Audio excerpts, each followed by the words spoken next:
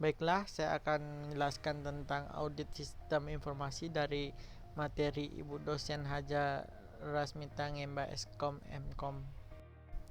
Pengertian audit yaitu proses pengumpulan dan evaluasi bukti-bukti menentukan apakah sistem komputer yang digunakan telah dapat, yaitu melindungi aset milik organisasi, mampu menjaga integritas data, mampu pencapaian tujuan organisasi secara efektif, menggunakan sumber daya yang dimiliki efisien. Audit SI ialah proses pengumpulan dan mengevaluasi fakta untuk memutuskan apakah sistem komputer yang merupakan aset bagi perusahaan terlindungi, integritas data terpelihara sesuai dengan tujuan organisasi untuk mencapai efektivitas dan efisiensi dalam penggunaan sumber daya.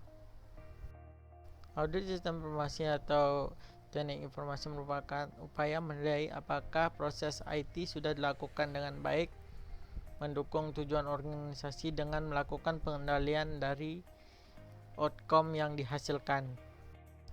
Pentingnya audit informasi sistem atau audit sistem informasi merupakan hal yang bagi sebuah organisasi untuk dapat menghindari satu, yaitu kerugian akibat kehilangan data, kerugian akibat kesalahan pemrosesan komputer, pengambilan keputusan yang salah akibat informasi yang salah. Yang keempat, ada kerugian karena penyalahgunaan komputer atau komputer abuse. Keempat, ada nilai hardware, software, personil sistem informasi. Yang kelima, ada pemeliharaan kerahasiaan informasi. Tujuan audit sistem informasi: 1. Perlindungan aset. Aset SI di dalam organisasi adalah HW, SW, fasilitas user, file data, dokumentasi sistem, dan persediaan barang. Sebaiknya semua aset yang dilindungi oleh sistem pengendali internal. Kedua, ada integritas data, ialah konsep dasar dalam audit SI. Jika integritas data tidak dapat dipelihara, maka organisasi tidak akan mendapatkan representasi data yang benar untuk aktivitas. Yang keempat, ada efektivitas sistem. Audit sering dilakukan setelah sistem berjalan untuk beberapa waktu. Manajemen membutuhkan hasil efektivitas untuk mengambil keputusan. Terakhir, ada efisiensi sistem. Dilakukan dengan cara menggunakan sumber daya minimum untuk menyelesaikan sesuatu tujuan objek. Audit planning. Rencana audit meliputi lingkup audit, kriteria audit, tim audit. Lingkup audit, proses apa saja yang dilakukan oleh audit, lokasi, ukuran aktivitas, waktu, proses. Kriteria audit berdasarkan kebijakan, prosedur, kebutuhan. Tim audit, internal audit, external audit, independen, integritas, dan joint audit. Risk analysis purpose.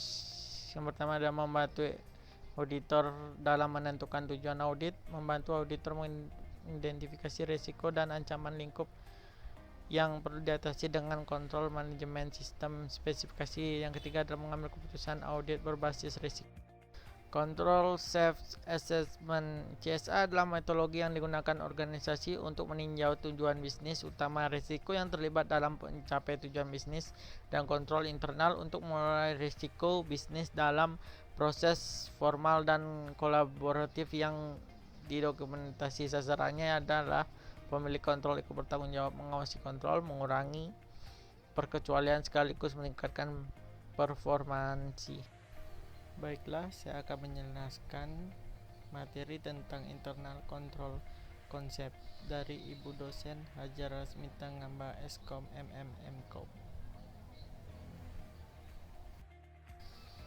Adapun definition kontrol, setiap aksi yang dilakukan oleh manajemen untuk meningkatkan kemungkinan tercapainya sasaran tujuan.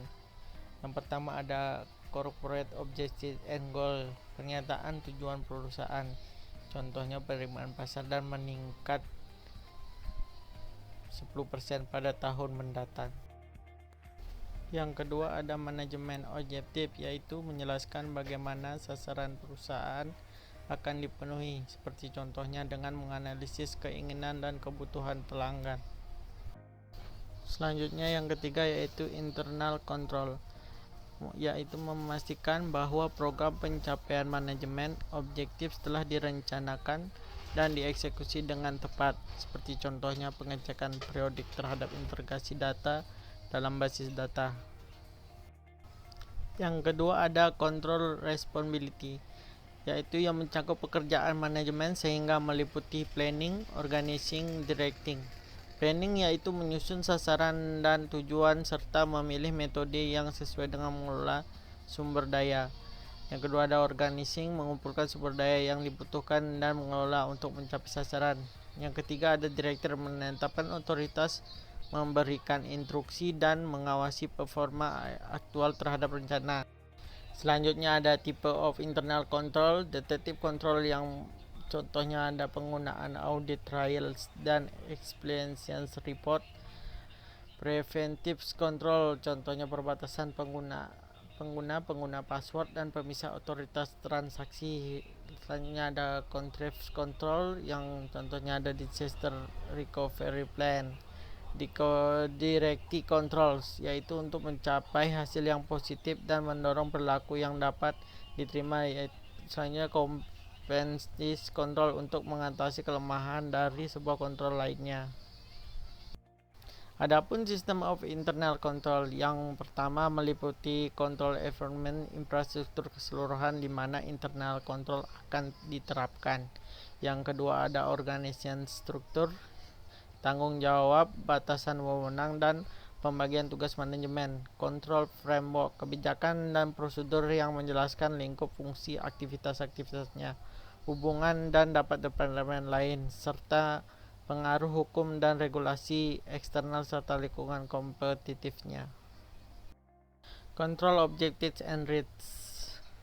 Jenis-jenis risikonya ada fraud, business interruption, error, dan customer dissatisfaction, poor public image, ineffective and inefficient use of resource. Tiap jenis risiko perlu ditangani dengan kontrol objektif yang sesuai. Selanjutnya ada kontrol objektif. Yang pertama ada general control objektif yang meliputi seluruh aspek integritas informasi, keamanan komputer dan kesesuaian dengan kebijakan, rencana, aturan, hukum dan regulasi. Yang kedua ada data and transactions objectives, menangani prosedur, input, proses dan output. Yang ketiga ada program control objectives untuk memastikan integritas program dan pemrosesan, mencegah perubahan yang merugikan, memastikan mencakup pengujian maintainability dari sistem. Data and transactions objective example. Pertama ada input, penggunaan penomoran dokumen otomatis, validasi data dalam form, pencetakan log aktivitas, otoritas akses, dokumen scanning. Selanjutnya ada proses, akses terbatas, pencatatan error log, pelaporan exchange, kontrol perubahan bersama, pembagian peran. Yang terakhir ada output, penelusuran audit keseluruhan, dan mengeluarkan distribution log. Kerangka kendali aplikasi. Sistem-sistem aplikasinya ada batasan boundary, input, communication, processing, database, output. Batasan atau boundary berupa komponen yang menetapkan hubungan atau batasan antara user dan sistem. Input berupa komponen yang menangkap, capture, menyiapkan dan memasukkan perintah dan data ke dalam sistem. Communication berupa komponen mengirimkan data antar subsistem dan sistem. Processing berupa komponen melaksanakan proses pengambilan keputusan, perhitungan, klasifikasi, pemesanan, peringkasan data dalam sistem. Database berupa komponen yang mendefinisikan, menambah, mengakses, memodifikasi, dan menghapus data dalam sistem. Output berupa komponen yang mengambil dan presentasikan data untuk user dari sistem. Sekian pemaparan materi dari internal control concept. Terima kasih.